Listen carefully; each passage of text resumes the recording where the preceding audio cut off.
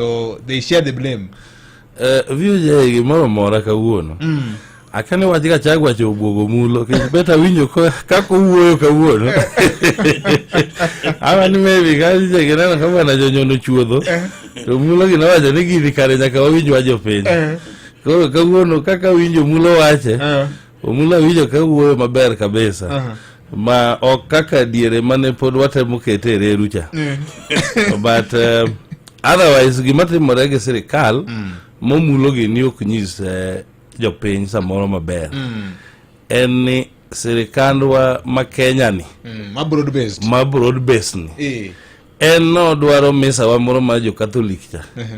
Kijigini wan jo kapok wachako misa ti ulo richo ni aulo richo na nyim Nyasaye nyaka laga.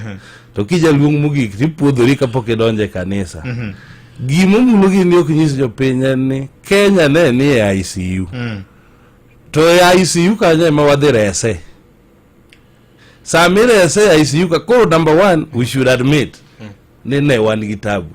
Sirikal ne ni e ICU.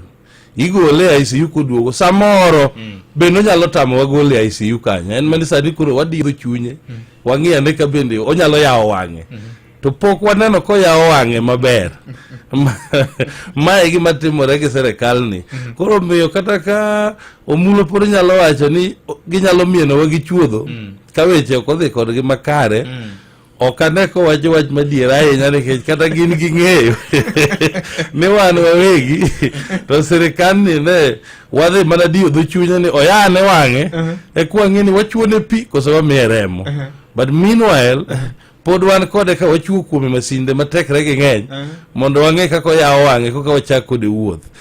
Gimomiyo wacho kamano en ni gik mane ni chien ka onge gima ne timore.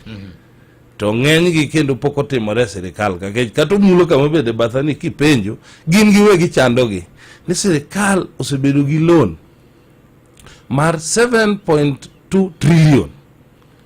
To kiwuok ka kata nyaka ichop dala